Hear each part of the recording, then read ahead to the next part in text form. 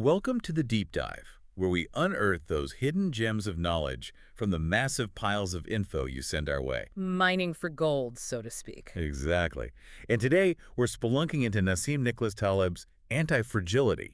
The full title is Antifragility, Things That Gain from Disorder. That's the one, a real mind bender. So we're going to dig into how to spot fragility versus anti-fragility, why a little chaos can actually be a good thing. And of course, how modern society seems to misunderstand, maybe even suppress this whole concept. I'm already intrigued. So let's start with this triad.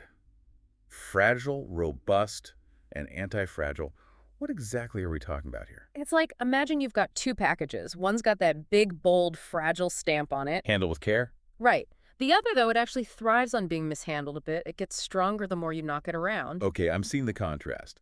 But Taleb says we often mistake robustness for anti-fragility. Right. Exactly. We think just being tough, withstanding those shocks, is enough. But true anti-fragility, it goes beyond that. These are things that actually gain from disorder, from stressors. Not just surviving the storm, but actually getting stronger because of it. You got it. And he uses this great analogy of a bustling souk, like a traditional marketplace. Versus a rigid office building. Classic Taleb. Yeah, he puts those two side by side to really illustrate this point. Because the souk, with its decentralized nature, it's got this built-in ability to adapt, to even benefit from unexpected events. While the office building, all strict rules and hierarchies, might be more prone to crumble under pressure. Precisely. Less flexible, more fragile in a way. Fascinating. And to really drive this home, Taleb introduces these two contrasting characters, Fat Tony and Socrates. Ah, yes. A brilliant pairing. So Fat Tony, he's all about street smarts, operating on instinct, and really understanding those real-world risks and reward. Right. Actions have consequences, especially in his world. Whereas Socrates, he represents that more intellectual knowledge, the kind you might find in a university lecture hall. Textbook smarts. Exactly. But Taleb's point is that while book knowledge is important, it's often that grasp of consequences, that skin in the game, as he calls it, that makes for better decision-making. Makes sense. People with something to lose are going to be a bit more careful, right? Because they're exposed to those downsides. They're less likely to gamble with fragility. They're naturally drawn towards anti-fragility. Okay, this next concept is a real head-scratcher. The importance of stress and disorder. Seems counterintuitive, doesn't it? Because we usually think stability is a good thing. We try to eliminate all the chaos. But Taleb says systems that are deprived of natural variations, they become fragile. He gives those examples, like children raised in overly sterile environments. Or political systems that just shut down any dissent. Trying to maintain this perfect order. But they end up lacking the adaptability to actually deal with real challenges. It's like overprotecting something ends up weakening it in the long run. Think of it like a muscle, right? If you never work it out, never stress it. It atrophies. But through regular exercise, even with those little tears and strains. It grows back stronger. Right. So some stress, some disorder, it's actually necessary for growth. This is really making me rethink how I approach, well, everything. Personal growth, my work, even how society functions. It's a powerful concept. And he also talks about redundancy, having those backups in place as a buffer against the unexpected. That's where the whole don't be a turkey thing comes in. That's a bit morbid, isn't it? Maybe, but it gets the point across. Imagine a turkey living its best life, fed every day, no worries. Until Thanksgiving. Boom! Black swan event. The unexpected hits. So redundancy, whether it's savings, multiple skills, backup plans, it helps us weather those black swan events, those unpredictable but impactful events. It's about being prepared for the unknown, even if we can't predict exactly what form it'll take. Okay, I'm definitely starting to reevaluate my risk tolerance here. Now, what about this Lindy effect? It sounds intriguing. The Lindy effect basically says that the longer something non-perishable has been around. Like a book, an idea, a technology. Exactly. The longer it's likely to stick around in the future. So things that have stood the test of time have a kind of built-in anti-fragility. Think about it. If a book's been in print for centuries, there's probably a reason for that. It's got enduring value. Same with traditions and customs that have survived for generations. Right. They've been refined and tested by time. Like a filter, weeding out the weak and leaving behind the truly strong and adaptable. A great analogy. And the Lindy effect reminds us that there's often a lot of wisdom in those things that have endured. Speaking of wisdom, Taleb also digs into the limitations of prediction. especially in those complex systems we were talking about. Because predictions often fail us, and they can give us this false sense of security. Like we've got it all figured out. He Exactly. tells that story about Takatoshi Kato, the Well, economist, all those detailed economic projections. and Taleb basically challenged him on his track record. Like, if you can't even predict the past accurately, Why should we trust your predictions about the future? it's a brilliant way to highlight how unreliable predictions can be, especially in those complex interconnected systems. So instead of chasing predictions, We should focus on building robustness, adaptability. being prepared for whatever comes our way. That's anti-fragility in a nutshell. This is already making me rethink so much. Now, this next one, iatrogenics. What's that all about?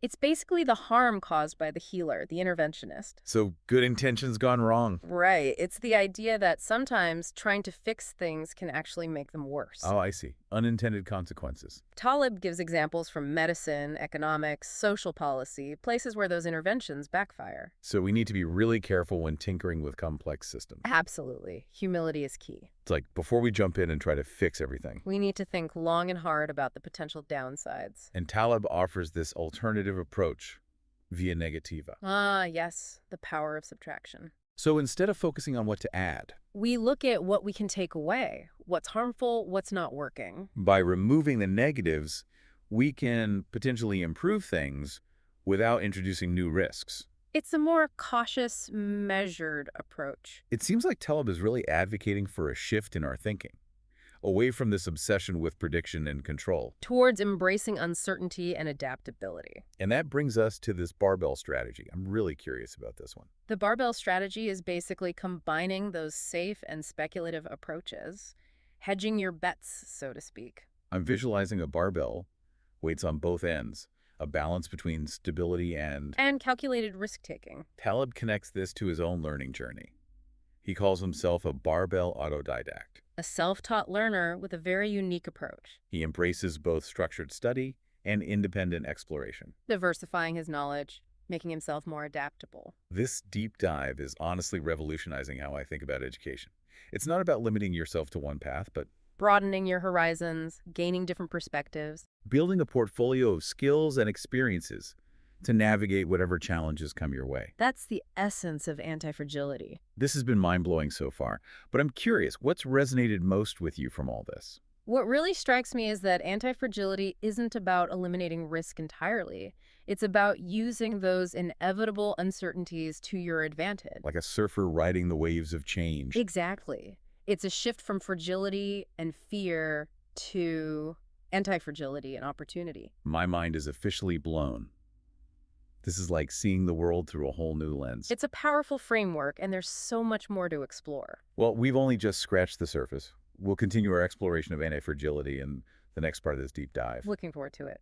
Welcome back to our exploration of anti-fragility. We left off talking about iatrogenics, that harm caused by the healer. Taleb really digs into this, especially in areas like medicine. Yeah, the idea that trying to fix things can sometimes backfire. I'm curious about some specific examples he gives. Well, he talks about the overuse of antibiotics. You know, they're lifesavers in certain situations. Absolutely, but Using them too much for every little sniffle, it's actually led to the rise of antibiotic-resistant bacteria. so we're actually creating a bigger problem down the line. A classic example of iatrogenics. We're trying to help, but we end up making things worse. It's like that saying, the road to hell is paved with good intentions. Exactly. And Taleb argues for a more cautious approach. Instead of always adding new interventions, maybe we should focus on subtracting the things we know are harmful. Kind of like that via negativa idea we touched on. Precisely. It's about pruning away the bad stuff instead of constantly trying to add more. So recognizing the limits of our knowledge, accepting that we don't have all the answers. Humility is key. Taleb also criticizes our obsession with prediction, especially in those complex systems. Oh, yeah. Because those predictions are often unreliable. They give us this false sense of control, like we've got the future all mapped out. When in reality, It's impossible to predict everything, especially those black swan events, those totally unexpected but massively impactful things. like that turkey analogy, happily oblivious until Thanksgiving. Exactly. We can't see those black swans coming. So instead of trying to predict everything, We should build systems that are robust, adaptable, able to roll with the punches, That's the core of anti-fragility, isn't it? being prepared for the unknown, not trying to control everything. And Taleb also talks about the Lindy effect, which I find fascinating. Remind me, what's that again? It's this idea that the longer something's been around, assuming it's not like perishable food, Books, ideas, technology. right, the longer it's likely to survive in the future. So those things that have stood the test of time, they've got this inherent anti-fragility. Time acts like a filter. The weak stuff fades away, and what's left is the truly resilient, the adaptable. That's a cool way to think about it. Time is this natural selection process. Exactly. And it suggests that there's often a lot of wisdom in those things that have endured. This has some serious implications for how we approach, well, everything, from making decisions to innovating. Maybe instead of chasing the latest trend. We should look at what stood the test of time. That's worked for generations. Exactly. It's a good reminder that sometimes the old ways are the best ways. Now, Taleb also talks about this intellectual yet idiot phenomenon. I'm really curious about that one. What does he mean by that? He's talking about people who might be brilliant in theory, but lack common sense and practical wisdom. They live in these ivory towers, detached from the real world. So they can ace a test, but can't change a tire. Something like that. And Taleb argues that these intellectual yet idiots can be dangerous, especially if they're in positions of power. Because their decisions impact others. But they're not exposed to the consequences. Exactly. Have no skin in the game. And that lack of accountability can lead to some really bad outcomes. Taleb argues that skin in the game is crucial for ethical behavior. Making sure that those who make decisions bear the weight of the consequences. Like a pilot and a passenger, the pilot has a lot more incentive to ensure a safe flight. Because their own life is on the line. Right. And Taleb applies this principle to everything. Finance, politics, even everyday life.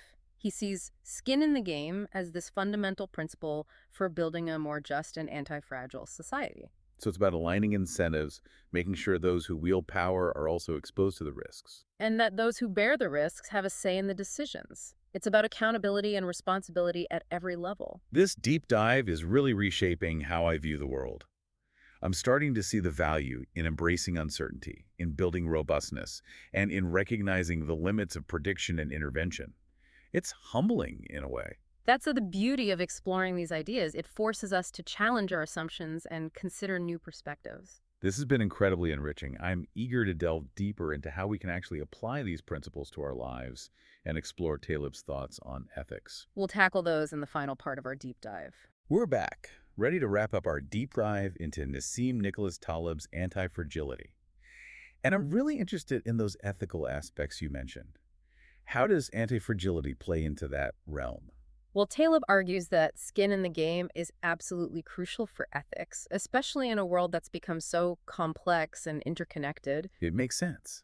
When people have something to lose, when they're directly exposed to the consequences of their actions, they're more likely to act responsibly. He even points back to ancient codes like Hammurabi's code, where builders faced severe penalties if their structures collapsed and caused harm. Wow, their lives were literally on the line. It created a powerful incentive to build things right, to make them strong and safe. No cutting corners there. But Taleb argues that we've kind of lost sight of that principle in many ways. We rely too much on rules and regulations, which can create a false sense of security. It's like we think the rules will protect us from everything. Right. But they can't replace individual responsibility. And sometimes those rules even get in the way of people taking ownership of their actions. Exactly. And he gives examples from finance, politics, where individuals are often insulated from the consequences of their decisions. They can reap the rewards, but shift the risks onto others. Which creates this moral hazard, where people are more likely to take reckless risks, knowing they won't be held fully accountable. In that kind of setup, it breeds fragility. It undermines trust and ultimately makes the whole system less stable. Taleb also talks about artisans, which I thought was really interesting. Oh, yeah. He sees artisans as inherently anti-fragile. Because they're so connected to their craft, their customers, the direct outcomes of their work. There's that pride in craftsmanship, that sense of responsibility that you don't always find in mass production. It's like the difference between a handmade piece of furniture and something that's churned out by a factory. The artisan is invested in making something that will last, that will stand the test of time. Their reputation depends on it. And their livelihood, too. So they're less susceptible to disruptions, whether it's economic downturns or new technology. They've got that built-in resilience. Taleb suggests that we can learn a lot from that artisan mindset. It's about valuing craftsmanship, embracing feedback, and taking ownership of our work. This whole deep dive has really challenged my assumptions about risk, success, even how we learn and grow. Taleb really makes you think differently about the world, doesn't he? He sure does. And I'm walking away from this with a renewed appreciation for the power of anti-fragility. I want to build more barbells in my own life, embrace those calculated risks, while also having that solid foundation. It's about finding that balance, that sweet spot between stability and exploration. Exactly. And recognizing that uncertainty and change are inevitable. Instead of fearing them, we can learn to use them to our advantage. Become more adaptable, more resilient, more anti-fragile. This has been an incredible journey, truly mind-expanding. And for our listeners out there, I'll leave you with this final thought to ponder. If technology is supposed to simplify our lives, why does it seem to be making the world more complex and unpredictable? Until next time, keep diving deep.